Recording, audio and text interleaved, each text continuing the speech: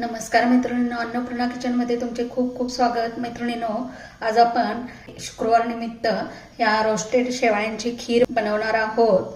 तर त्यासाठी लागणारे जे साहित्य आहे, येथे मी ह्या रोस्टेड शेवया बारीक करून घेतलेल्या आहेत.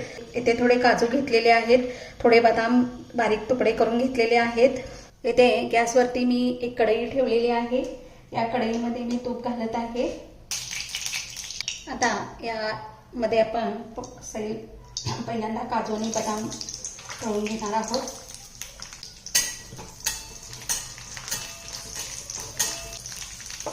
काजू बदाम भाजत आल्यानंतर आपण याच्यामध्ये घालणार आहोत या शेवया. या शेवया पटकन भाजतात, त्यामुळे पटपट हलवायचं आहे.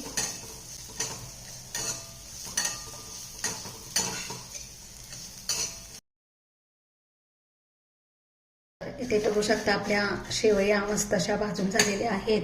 इथे मी दूध घेतलेलं आहे. 1 चमचा मिल्क पावडर घालणार आहे. मिल्क पावडर ऑप्शनल आहे, तुमच्याकडे असेल तर वापरा, नसेल तर नाही वापरली तरी काही हरकत नाही. यामध्ये थंड दूध असतानाच या ठिकाणी मिल्क पावडर घालायची आहे. गरम दुधात घातली की त्याच्या गुठळ्या होतात. आता हे दूध उकळवायला ठेवायचं आहे.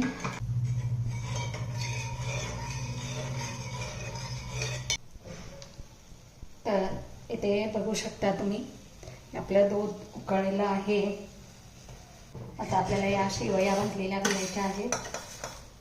यानंतर याच्यामध्ये थोडंसं जायफळ खिसून घालायचं आहे. त्यानंतर याच्यामध्ये मी हे काळे बेदाणे घालत आहे, तुमच्याकडे पिवळे असतील तरी चालतात. नंतर येथे मी खजूर घेतलेले आहेत. याच्यातल्या बिया काढून छोटे छोटे काप करून त्यामध्ये घालायचे आहेत. तर इथे हे खजूर घालत आहे. आणि आता शेवटी याच्यामध्ये घालायची आहे साखर.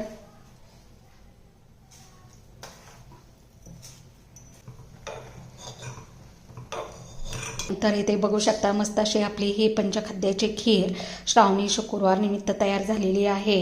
तर तुम्ही अशी आयत्या वेळेला झटपट खीर करून पहा. रेसिपी तुम्हाला आवडली असेल तर माझ्या चॅनलला लाईक, सबस्क्राईब आणि बेल आयकॉनवर बटन दाबायला विसरू नका.